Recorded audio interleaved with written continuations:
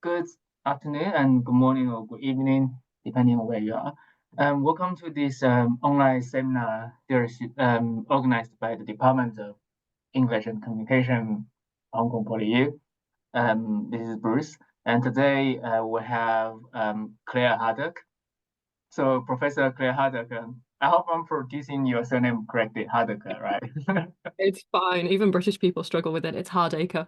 Hardaker, It's all it's a good. diphthong. The diphthong. Okay, Hardaker Yeah, that's is the one.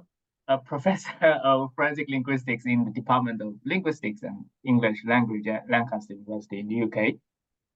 And she primarily uses corpus linguistic to research deception and manipulation in computer-mediated communication. She's also a co-director of a Factor, so a research institute or research center, whatever you want to call it, which is based in Lancaster. They work in areas such as forensic linguistics, cybersecurity, and technology research. During her free time, she runs and updates her own podcast. She has lots of episodes, okay, talking about forensic linguistics, literary detection, language mystery, spy codes, criminal slang, fake news, lie detection, rare book heists, and more. The podcast is called On Claire. Okay, if you have time, Google it, and you can also find it on Spotify. And so lucky to have her today for her talk, both and not. So I'm gonna pass the mic to you, Claire. Thanks. Thank you so much, Bruce. So I'll get cracking because I've got quite a few slides and I want to get through, and I'd like to challenge you guys. Now, Bruce, I might ask you to help me out because I'm a bit nervous about putting the chat on and possibly losing the screen. So I'm going to ask questions at some point, and whatever the answers are that come up in the chat, would you just sort of feed them back to me? It's only like 2 bits, so it should be really straightforward. Yeah, sure. Okay. So, as Bruce has said, I'm Claire Hardaker. Forensic corpus linguist is probably the best way to describe myself, and I'm in the linguistics and English language department at Lancaster. So Bruce also mentioned that I am a co-director of Factor. So the other co-director is Georgina Brown, George Brown, who's here as well. So I very much deal with the text side. George very much does the speech side. So the first thing I want to say about today's talk is I'm actually sort of incorporating chunks of her work as well. And I want to acknowledge like all of the bits that are to do with audio are very much George Brown's domain. And I'm kind of piggybacking a bit on that. So Factor is sort of a thing between George and me. And so we do the usual things in Factor. So we do sort of various consultancy as and when it comes in, if we're happy to accept it. We do lots of outreach. So we've got a summer school that's happening this summer in July, where we're gonna specifically talk about AI generated voices and text and bank fraud and fraud situations. We've got a project called Lioness. We've got a new one that we've just kicked off called Fort Vox, which I'll come back to at the end very briefly. We've got sort of very specific research projects that we're doing, like Spectre, Bot or Not, which I'm going to talk to you about today. And then, of course, we've got our education stuff that we do. So we've got our MSc in forensic linguistics and speech science, and we've got our various PhD students who I'll come back to as well. So we started to get interested in about 2022, 2023. Obviously, with the arrival of AI, we started to see really interesting stories like the use of AI to mimic voices in cybercrime. Of course, we're interested in forensic contexts anyway. But this is obviously as early as 2019, this one, which is from the Wall Street Journal. But it sort of carries on. We've got like stuff from 2023. The scams are getting bigger. So another company director's voice is cloned and they get away with $35 million. And so this turns into an investigation. So this is from Forbes. Then we start to get these really interesting, much more tailored attacks where people are not just cloning the CEO of a business or the director of a business, but people very specifically known to you, sort of your husband, your wife, your brother or sister, a friend, whoever. And then in cloning that loved one's voice, they will leave a message sort of saying something like, I'm being held hostage, please pay some money, otherwise they're going to really hurt me or they're going to kill me. And then of course people panic and then they pay this money and of course it turns out that the person is absolutely fine. So these are much more targeted, really sort of sophisticated scams. But then you get ones that are hugely at scale, so massive attacks where you get millions of people being targeted by AI voice cloning. And so you have effectively organized criminal gangs putting out huge campaigns trying to just attack lots of different people, sort of going with, big figures in the hope that that will work. Then you started to get stories around celebrity voices being cloned. And so we had, I can never remember her name, the one who played Hermione Granger in Harry Potter. Emma Watson. And so a deep fake video of her appeared on the internet. I think she was saying something really offensive and racist. Everybody got horribly scandalized. And of course, it turns out it was a deep fake. And so you have all of these different scenarios. And of course, it moves into politics where we've got Biden, who was the president at the time, his voice again being spoofed in these robocalls, telling people not to vote in the primaries, go and vote later on. And of course, this was also a scam. In the UK, our Prime Minister also had an audio deepfake made of his voice. And so what we're basically seeing is this escalating use of AI-generated text and AI-generated voices in order to perpetrate lots and lots of different types of crime. And I'm going to come back to this again as well in a second. Oh, and another one, recording of a candidate saying he'd rigged the election. So, on the back of all of these stories that kept emerging, and obviously bearing in mind, I'm very much on the text side, not on the speech side, and the stories that you tend to find tend to be on the speech side, I actually started to have an idea, like, could I basically turn something of this into a fun test, but it's got a serious purpose, and could I get lots of people to respond to that so I could kind of crowdsource some information about how good people are at detecting when they are encountering AI-generated text or AI-generated voices. So I started out with a text edition in 2023, and then in 2024, George was like, well, why don't we have an audio one as well? Because that's obviously the one that we hear about most in the media, and that seems to be the one that's the more pressing problem. Because we trust when we get a phone call more than necessarily when we get an email. We're more used to the idea, I think, of being scammed by text, and I think we're less used to the idea of being scammed by voice. And so, of course, in the end, we made both. So I'll talk about both as if they developed together, but actually the text one came first, and then we learned from that and we created the audio one after. So I ended up with an intern, Amy Dixon, all credit to her because she did an enormous amount of heavy lifting on this. So she deserves a huge amount of credit. She was absolutely brilliant. Loved working with her. She was so good. So she was one of our little Trinity interns. So she basically worked just for 1 month on this project, and they're paid interns. And we basically said, or I said to her, like, I want to create a but or not quiz, and I want loads and loads of text that people can assess. Is this AI or is this human? But I want it to be a realistic scenario in which people are likely to actually come across fake content. And of course, the obvious one out there is reviews. There are so many reviews online that we find out that they're fake. You go onto Amazon or you go onto eBay and you buy something and it turns out it's substandard or it never arrives because it's all fake reviews and you've kind of been tricked by it having a really good rating. So we picked hotels and we decided lots of people look at hotel reviews to see if a hotel's any good and they'll spend on the basis of these reviews. So we thought we'll make some real hotel reviews, we'll make some fake hotel reviews, and that will be the basis of our Boss or Not text edition because it is a huge multi-million-dollar scam industry. Fake reviews do scam people out of lots of money every year.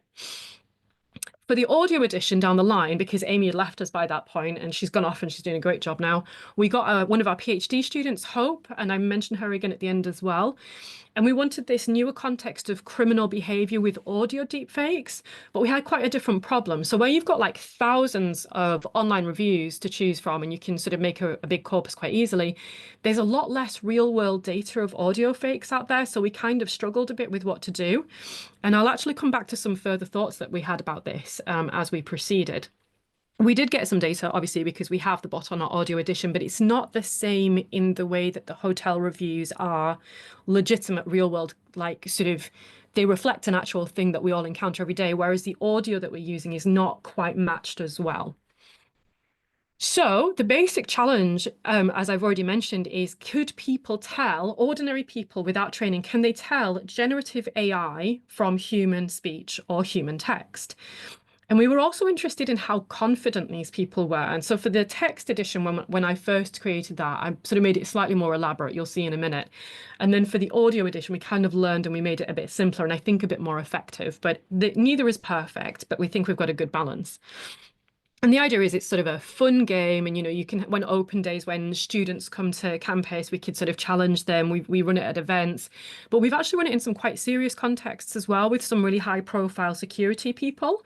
And it's quite interesting to see what results you get from people who actually work in the field, who maybe work in intelligence or security operations, who think they might be really good at this, and then you get to see their results, and it's quite interesting. And so these are basically perceptual tests because, of course, like I said, we get these confidence ratings, but we also get this little bit at the end where we ask the user and we say, could you give us a bit of feedback about what made you think the way that you thought? So whether you thought it was a bot or you thought it was a human, can you give me just a brief overview of what made you think the way that you did?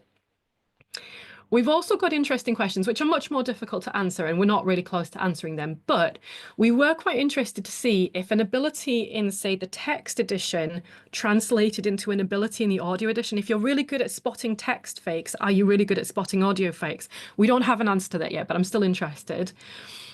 We need to run some stats tests to see if people are under or overconfident. So when they rate their confidence versus their result, like what do we get? And we should have enough data by now, I think, to start running those tests.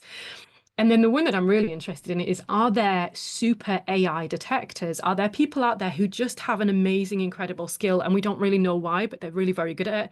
And again, I don't know if we have enough data for that yet, but I'm interested to see if that happens.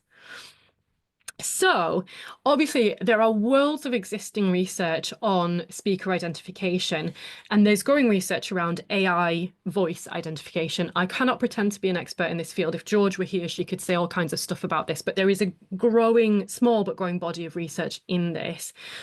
Within the realms of authorship analysis on the text side, of course, there's plenty of research on authorship analysis, but there's very little really. I've only seen some brand new stuff more recently on identifying if something was by AI or by a human. There's proprietary tools already out there, but in terms of actual research, it's very thin on the ground. So there's not really much to build on in that respect. There's not much to test effectively. Another interesting component of this, of course, is we could also think about this as deception detection research, particularly for the hotel reviews, not for the speech, but for the text. Because if you get AI to generate a hotel review, technically it's lying. It's never been to a hotel, like ChatGPT has not been to the Ritz. So it has to make something up. And so you kind of have this bit of an interesting, is it a bit like deception detection as well? Are some people effectively doing deception detection rather than telling whether it's an authorship task? And if it is deception detection, then we know that people are really poor at this. So the average expert, and the expert is broadly defined here, is about 56% accurate at catching a liar versus a truth teller. So they may as well flip a coin. And the ordinary person runs at about 54%. This is compressing an enormous amount of statistics into a very simplified result. But largely speaking, people are really, really poor lie detectors, really poor across the board, with the odd exceptional, like really gifted person who usually can't tell why they're able to do it. So people are bad lie detectors anyway. So does that feed into their ability to tell whether some of these hotel reviews are real or fake? And hopefully I've already given the why bother with this when I did the stories earlier on, but just in case there's sort of bits that I've missed out of that, there's obviously lots of really potentially harmful uses of AI generated language. There's lots of good uses as well. I do have a more cheerful talk where I talk about the good things that AI can do, but there are like pretty nefarious uses that you can put this to. Obviously, disinformation, AI generated text and disinformation go together beautifully, effectively. You can generate enormous quantities of disinformation. Obviously, think about security breaches with AI generated voices. My voice is my password is the common bank password that's used around the world, actually, for lots of banking apps. If you can generate somebody's voice, you can get into their bank account. You can use it for harassment or intimidation. You can send, anonymized voice messages to people saying awful things, or you can make it sound like someone else. And so, make someone else look guilty of the problem. We're also seeing cases now of obstruction of justice where people have been caught on camera, screaming something or yelling something or saying something. And then when they're arrested, they say, that's not me, that's a deep fake. So it's been used in obstruction of justice cases. And then, of course, I've already mentioned fraud.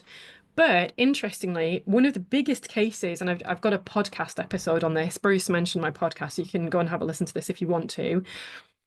one of the biggest cases that I've been focusing on this year is the Arup case, which involved a Hong Kong employee. So for those of you who don't know very much about this, so this Arup is based in the UK, in London. It's this huge engineering multinational. It's this huge global corporation, but it has offices in Hong Kong in Festival Walk. And someone basically emailed an employee, a Hong Kong employee, and said, I'm the global CFO from London. I've forgotten his name now, Robert something.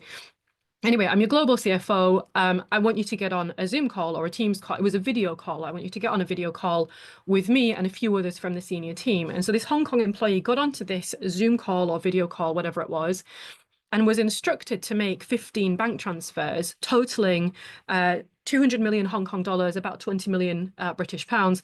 And so this person made these 15 bank transfers. The call ended, and after about a week, they got a bit suspicious. And then they emailed the London headquarters and said, did you guys actually ask me to do this? And the London headquarters replied and said, no, this call never happened. So everyone on that call was a deep fake apart from the employee. And so we're kind of in this age now where it's not just audio deep fakes, but it's full on video deep fakes with audio as well. We're hitting the really big scams now that are really sophisticated. And you could kind of ask the question, is it the case that the employee was maybe a little bit naive or, you know, like a little bit trusting, or was there some other contextual factor? We don't know because we don't have the recording of that video call, but still, that's one of the big ones to come off now. It's happened. And so we can presume it's only going to get more sophisticated from there. Okay, so we created our bot or not. And at this point, this is where it's going to be your turn. So I'm going to give you 2 hotel reviews, and I want you to decide for each one, is it bot or not? And I'll give you a reveal after each one so you can kind of try to calibrate. And then I'm going to give you 4 audio samples. If you can type your answer in the chat, and Bruce will sort of help me out with the chat and let me know what the general trend seems to be on these. Let's start you with your first hotel review. Have a read. Is this bot or not?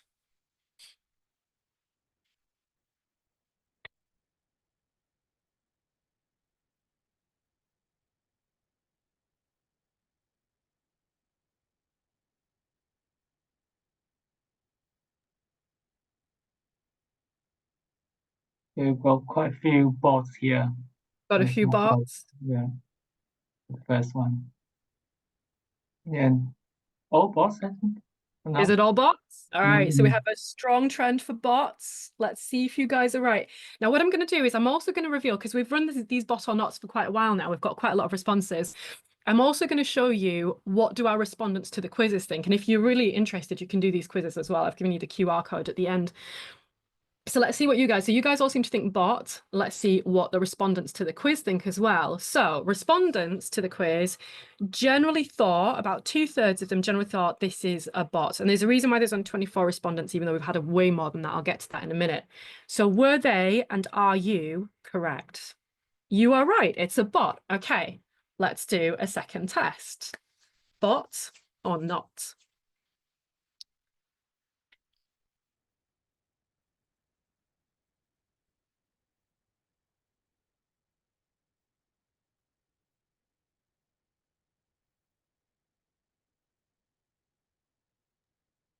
No, What's the general sense, Bruce? no. So Not bots. Yeah. So we're thinking this is definitely not a bot, human then. But I've just seen one pop up as bot. That's great. Let's see. Okay, so our respondents, like you, overwhelmingly thought human, and look at the confidence level, definitely human, 73, 74% thought human. And the answer is, this is a bot. And of course, now you have to stop and think, well, what made you think this was a human? And you probably already realized what's made you think that. But let's move on. Let's do some audio. Okay. So this is from our audio edition. This is our audio logo. This is our woman that we put up when we do our audio version. I'm going to play you 4 samples, and then I'm going to ask you a simple question. So of these 4 samples, it doesn't matter which ones are which in your head. Do you think 1 is a bot and therefore 3 are human? 2 are bots, 2 are humans. 3 are bots, 1 is a human. 4 are bots. So basically just tell me how many bots you think there are. 1, 2, 3, or 4 bots. And I'm going to play each one at a time. Here we go. Shoppers were attracted by the heavy discounting on selected items. I'll play that one more time when my mouse reappears. Shoppers were attracted by the heavy discounting on selected items. Okay. My mouse disappears each time. Here we go. Bringing Owen, Jess, and Gary Smith back to Pittodrie proved the wrong decisions. Come back, mouse. There we go. Bringing Owen, Jess, and Gary Smith back to Pittodrie proved the wrong decisions. Okay. Sample number 3. The wreckage would be of no use to any further litigation or inquiry. The wreckage would be of no use to any further litigation or inquiry. Sample number 4. My goal at the start of the year was to win a major. My goal at the start of the year was to win a major. Okay, so if you put in your chat, how many of those did you think were bots? 1, 2, 3, or 4? Or you could 0 is also an option, of course. 0, 1, 2, 3, or 4. Let's have a look. Well, 1, 3, 4, 2, 0. Quite a mix. What's the trend there? 1, 2, 3. Yeah, it mix up a bit. Every I think Ben thinks 1, 2, and 3 are bots, and then Wingston thinks 2, 3, and 4 are bots. 4. We've got quite a mix. This is interesting. Any further advances on this? So MC thinks everybody So it's all bots. Yeah. bots all the way down. 1 and 2. All right. Okay. Do we want a reveal? Let's see how good you guys are. So the answers are coming up now. Number 1 was, has it appeared? I can't see it. A bot. Number 2, come back. Number 2 was a bot. Number 3 was a bot. Number 4 was a bot. They were bots all the way down. So for those of you who thought 4 bots, well done. Now, hopefully, for those of you who thought just a couple were or 1 was, the point here is how convincing some of these are. And again, you might have like reasons why you thought, well, no, that sounded really human. You know, is it because of the creak? Was it because of the accent? Was it because of other factors in there, other artifacts? And of course, I'm going to get back to this in a little bit. So moving on. So those are the kinds of samples that we have in our bot or not quizzes that we challenge people with. So let's talk to you about what's going on behind the scenes and how we've constructed these tests to try to really capture like the full range of actually what happens. So behind the scenes, the bots in question. So for the text edition, remember we did this in 2023. We basically took 200 real reviews. Now, luckily, there's a deceptive opinion spam corpus out there, DOSC version 1.4, which you can Google. You can find it really easily. And that actually has a whole bunch of real reviews and a whole bunch of fake reviews. It's also got positives and negatives. And we took 200 positive real reviews from this. And this is pre-massive AI. So we have a reasonably good indication that these are real, and they give a bit more information about these. So we basically took a pre-made corpus of positive reviews, and we use those as effectively the model for the fake reviews. Amy then used ChatGPT, at the time it was 3.5, to create 200 fake reviews. And quite deliberately, we kind of had a bit of an even balance between them of like about a third that was sort of poor and relatively clearly bot-like, some about a third that were kind of okay, and in between, like you could maybe sort of tell, maybe they were giveaways. And then we had about a third where we tried really hard to make them convincing and sort of think about all of the ways that might give away that something was AI generated, and try to basically catch that. But in every case, the only thing we ever changed about the review was to anonymize the hotel name, because it would come up with its own hotel names and we would just change it to Hotel XYZ. But in all other respects, whatever it created, that was the review that went into the quiz. So they are fully AI generated, everything that you read. So that one that you read earlier on, that, you know, a great time with families or whatever, that is a genuine AI generated review. There's been nothing that a human has done with that other than paste it into the quiz.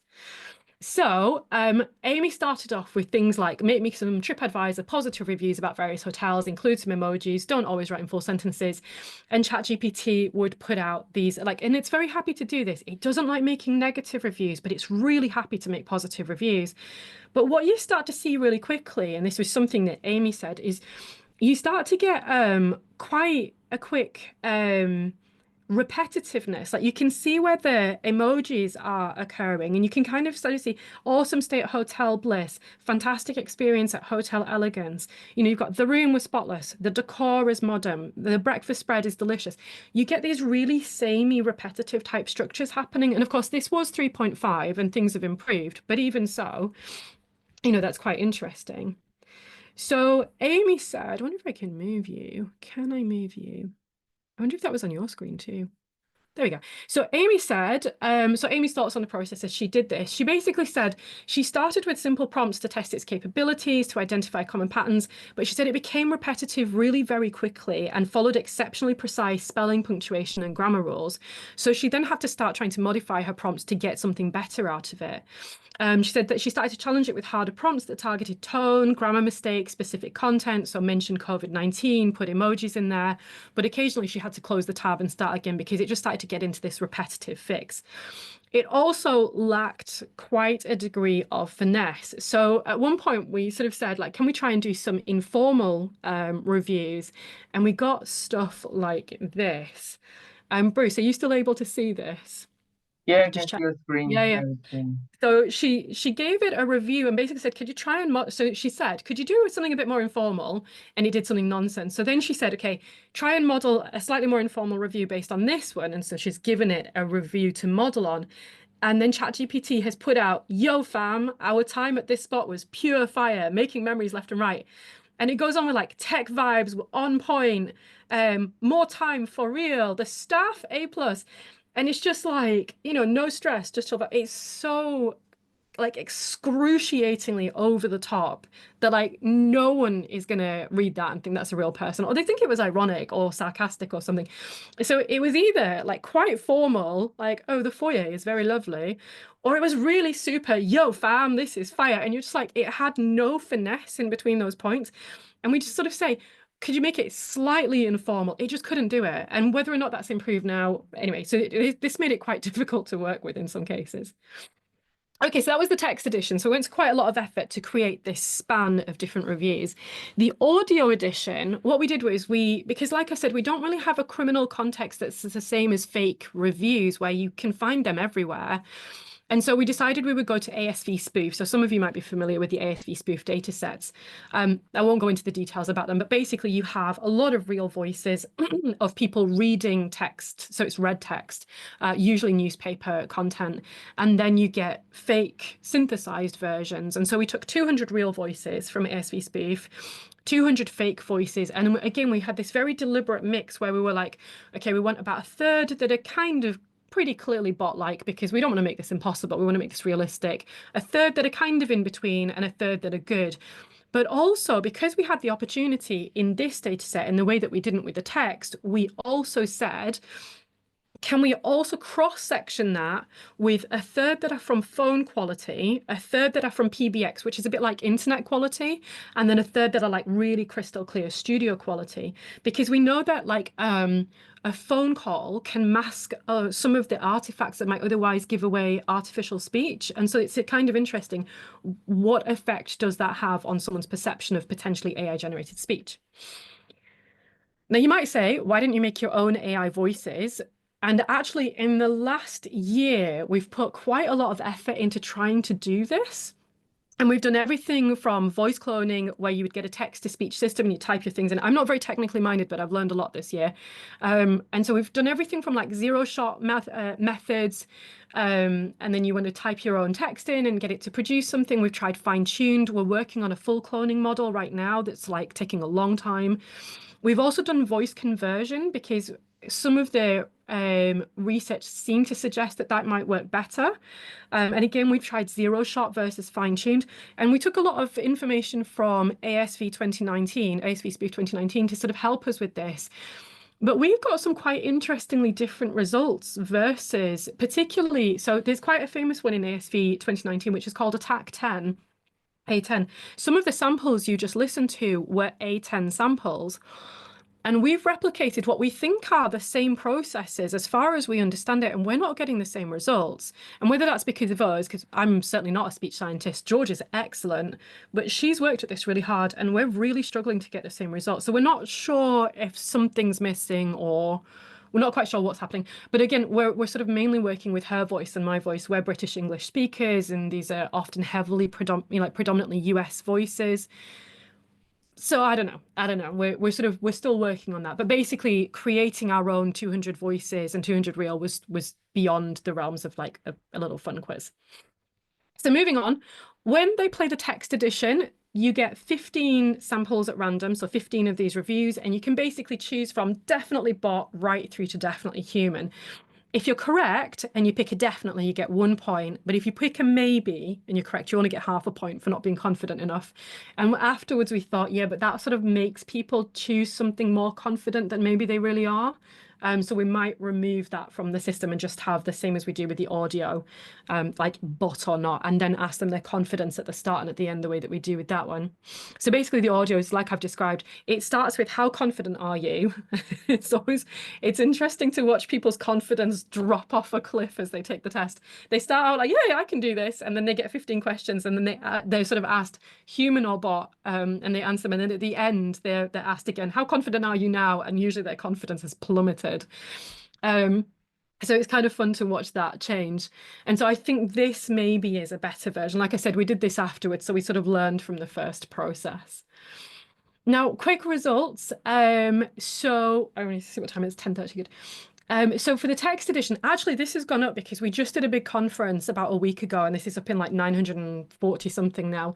So this is from just before the conference. So if this is when we had 877 responses.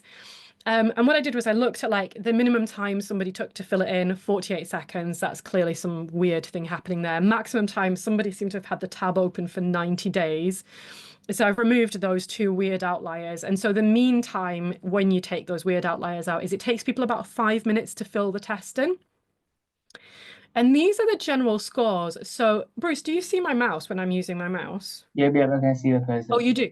Perfect. So down this left axis, you've got the scores ranging from, we do actually have a new one who just got 1. So we now have somebody at 1, my 7-year-old actually. Anyway, if she'd have reversed it, she would have been, anyway, moving on. So all the way up to 15, and you can see only 2 people have scored full marks. And I know about one of them because the person kept tweeting me every time they took the test multiple times, because you get 15 new ones at random.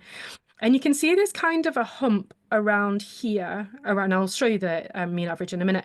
So you can see that the general cluster of results, unsurprisingly, is kind of in the middle around about tossing a coin. Like you may as well flip a coin. So minimum score is 2, it's now 1. Maximum score 15, and the mean is about 7.17. That my 7-year-old's now pulled that down slightly. So people are fractionally worse than chance when it comes to text, which is quite interesting. And then I sort of made me wonder, is this because some people are doing deception detection rather than authorship analysis? Is that what's going on there? It's quite interesting. Now, by contrast, so audio edition, we only had 123 at this point. We've now got about 150 something. Again, we've got this really fast one, somebody who went through in 1 minute 40, and we've got someone who took 23 hours. I don't know what they were doing. The mean time for people doing this, actually, when you remove your outliers, is a little bit long. It's about 6 minutes on average.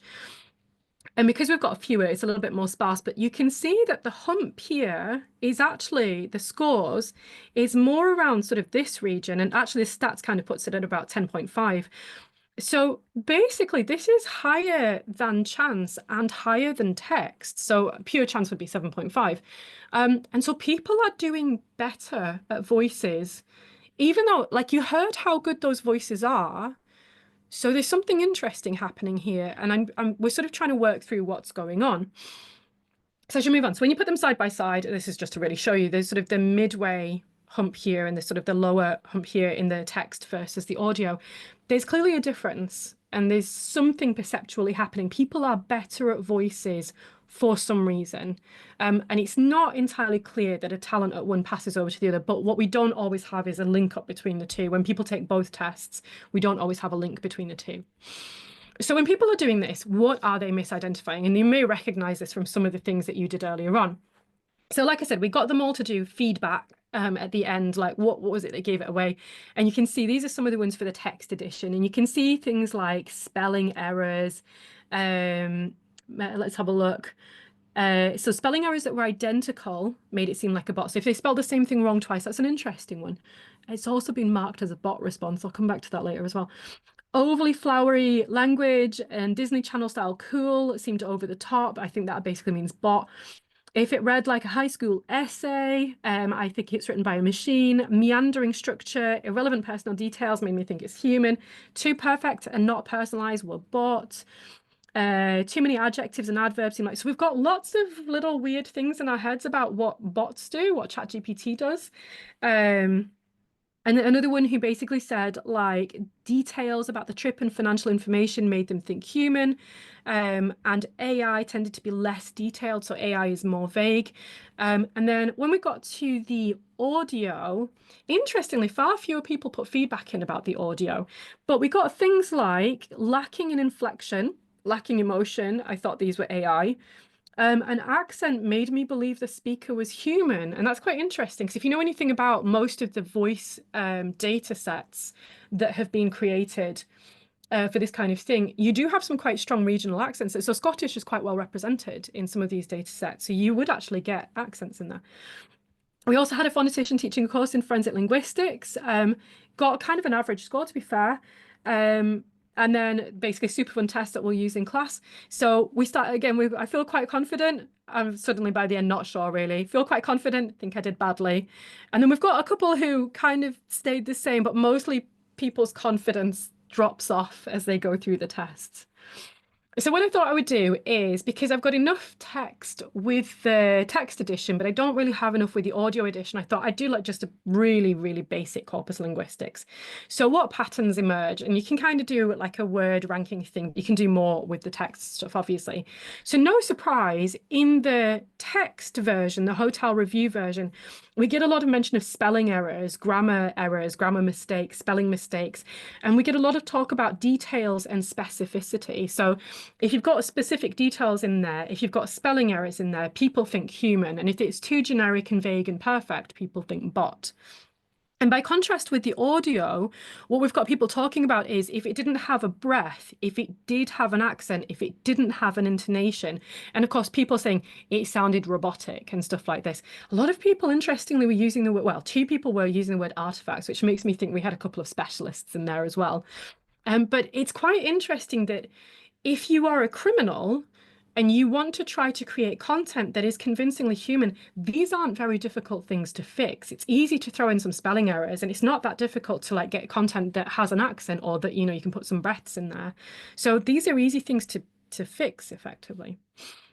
So I put the text stuff through just AntConc, just did a really quick analysis, and it basically bears out what you can see here. So specific details and irrelevancies were a human flag, specific details and storing suggests human, specific details such as names persuaded me that it was human. It just goes on. If you've got specificity and if you've got spelling mistakes, people use that quick heuristic and think that's a human. And that's almost certainly what happened in the second hotel review I showed you guys. You probably spotted typos and thought that's got to be a human, even though it was in fact a bot. And it's really easy to tell bots to do that. What is interesting on that point, though, is I think bots do typos differently than humans, which I think might be a possible way in, another one, because the things that humans spell and how we do spelling mistakes seems to be different. I don't know that for a fact. I need to go and review it, but I think there's like something to be done there.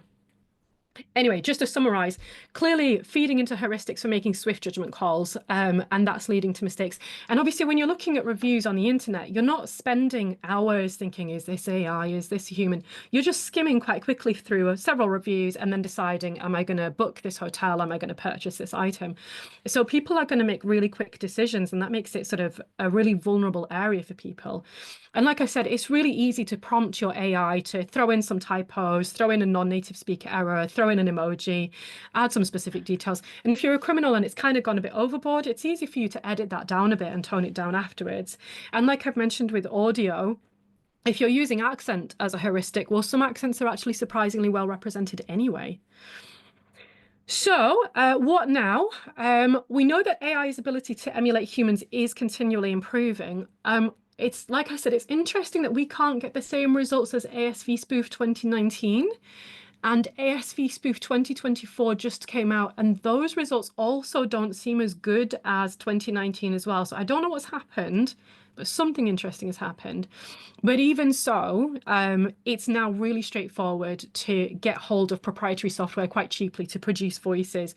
And of course, you've got Gemini, you've got ChatGPT, you've got Claude, you've got loads of AI that you can just find on the internet. You've got Bing versions, just like you can generate text for free very easily and very cheaply if for like no expense at all. So human heuristics and stereotypes are currently getting in the way, even of text still. But I think what saves AI speech at the moment is it's particularly complex. And I think that helps to protect it to a degree, because you've got more than just, does it sound like a human in terms of the speech signal? You've got the delivery as well. So there was a famous David Attenborough attempt at a deep fake recently that came out. But the problem was the voice sounded very convincing, but the delivery was wrong, because David Attenborough has a very particular cadence of delivery. And so that wasn't there. And a lot of people in the comments were talking about the delivery of the AI rather than the actual sort of the acoustic signal, if you like. They were talking about other artifacts of like lack of in-breath at a moment where they expected an in-breath. So the sort of the pausing and rhythm of it and so on. And then, of course, you've got the content as well. And of course, the other issue as well is we're sort of talking about speech and audio almost as if it's like a voicemail or a voice note. But the Arup case that I mentioned had issues of synchronicity.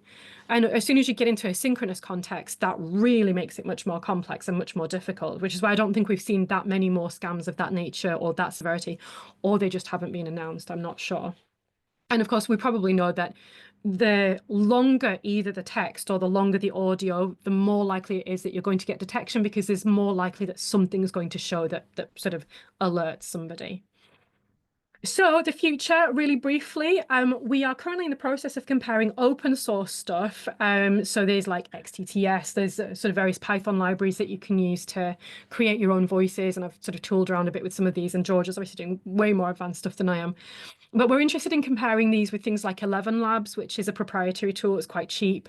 And there's other tools out there where you can just upload your voice and then it will let you produce text to speech using it. And it's, you know, we're sort of interested in what are the outputs of these, because to do the open source stuff, you need quite an investment of time and expertise and coding skills and energy. And I'm sort of tooling around with really basic stuff.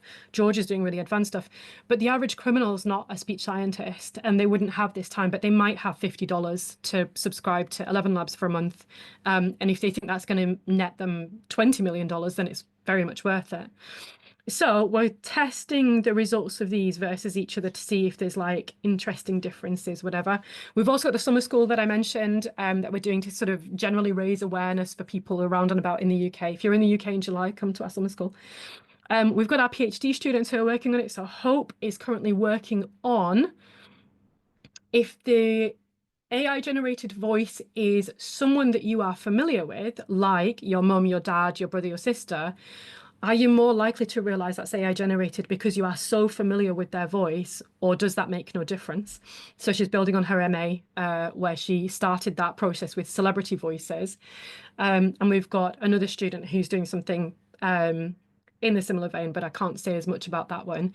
And then we've got Fort Vox, and this is our last little one. I'll finish on that in the final minute. So we've got the kids version of Fort Vox and we've got the adults version of Fort Vox. So the kids version is, they're just little boxes. And basically it's got a Raspberry Pi inside and it's got a little, I think it's got Vosk on it, not rather than WeSpeaker or anything like that. And it's voice, so it does voice recognition, and you say something like, my voice is my password. And if you get the voice right, it pops open. And so what we're doing is we're basically putting in a voice, it could be anybody's, it could be somebody in the department. And then we hand it to the kids, and the kids version's got like big buttons on it and lights and stuff. It's really cool. And then they just have to hack into the box. Like, what methods can they use to overcome the security of the box without forcing it open, obviously? So do they put on a voice? Do they emulate a voice? Do they create a voice on the internet? How are they going about breaking into it? That's the kids version, which is just fun. And then we have an adult version, which we're taking into security context, where it has a lot less feedback on there. And if you get it right, it pops open. But if you don't get it right, there's no feedback. So they don't know how close they're getting, whereas the kids version, it basically tells you we're really close there, but not quite. And so we're really interested in, when people are given this as a challenge to solve, effectively red teaming, what are the methods that they come up with? What can the average person do in an hour? And so therefore, how secure are voice biometrics at this point for this kind of thing? So it's sort of getting people interested in all kinds of aspects of voice, and particularly kids and especially girls, in coding and technology and voice and linguistics. It's sort of this whole package. So there's the fun outreach aspect of it, but there's also very much the research aspect of it, where we record them trying to use their various methods of breaking in and seeing how do they do this and what do they do. So that's us, and that's our future. And we've got some other things as well, but I think that's enough. And I think my next slide is, thank you very much. And if you want to play, those are the QR codes.